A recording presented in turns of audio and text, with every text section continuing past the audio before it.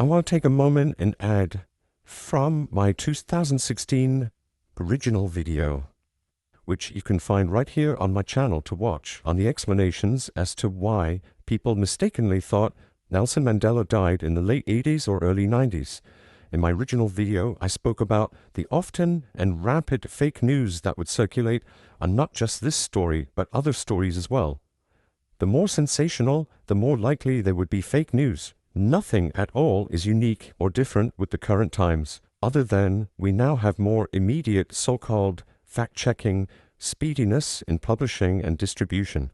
Here in this 2026 video, I will add one more component for the logical explanation and briefly sum my original 2016 debunking bullet points to further clinch my irrefutable logic in clearing up this ridiculous claim. What I wanted to add was the story of Steve Biko. His funeral in 1977 became a massive political rally where crowds famously chanted, "Free Mandela." For a casual international viewer watching news clips years later in the late 80s, the visual of a martyr's funeral paired with Mandela chants likely created a false association, or what we call conflation. By 1987, the media push was massive. The 1987 film based on Biko's life and death, called Cry Freedom, and Peter Gabriel's song Biko, put Steve Biko's face and the story of a hero dying in a South African cell into heavy rotation globally. Because Mandela was still in prison and rarely seen on TV due to the South African government banning his image, Biko effectively became the visual stand-in for the anti-apartheid struggle in the West. Then there's the widow imagery.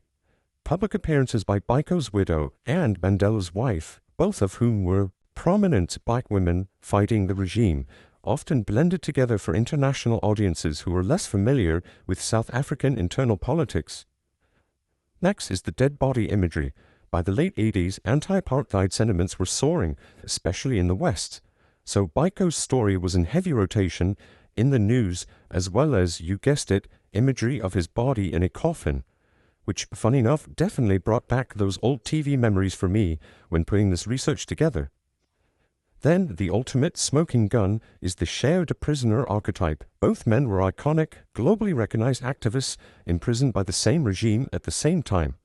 Even professional psychologists suggest this created a schema where the brain simply filled in the blank of anti-apartheid leader who died in prison. As I mentioned in my original 2016 video, the other reasons included the 1988 Free Nelson Mandela concert that had a huge impact as a visual. A massive, globally televised tribute concert at Wembley Stadium treated Mandela as a martyr-like figure. Some believe viewers conflated this solemn, celebratory legacy tone of the event with a memorial. This tribute was broadcasted to well over 64 countries, including the US. Another reason I mentioned in 2016 were his health scares, which were also televised. Around 1988, several stories of being treated for tuberculosis while in prison were spreading. And because of that, I also showed in that original video how it spread rumors, including in newspapers. Who can deny that these rumors did not have a tremendous impact on public perception? Combining all of that, one can easily see why people, especially kids, would harbor false memories by influence and confusion and then swear by them as true memories. This happens to human beings all the time. The human brain is very fallible and prone to mismemory and confabulation. There was a point of logic here that I had brought up in my original 2016 video. It's a question of logic that, if Mandela died in 1989, why would the musical group KRS-One and Boogie Down Productions perform at the concert that was called Nelson Mandela, an International Tribute for a Free South Africa, at London's Wembley Stadium on April 16, 1990, while singing "Mandela's not free, Mandela's not free, he can't even vote in his own country"? If he were not alive, that would make zero sense. I've said this before and I'll say it again.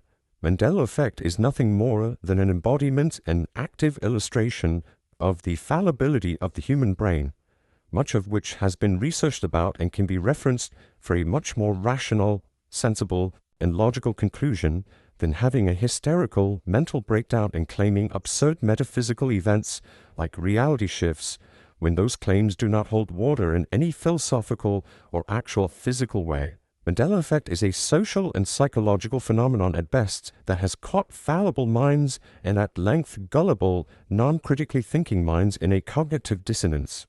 Mismemory, mix-ups, confusion, expectation, archetypical apprehension, and influence from media and prominent individuals in society, and a fairly dark age in terms of technology, fact checks, data availability, lack of extensive and independent media outlets, all led to these false memories and erroneous conclusions.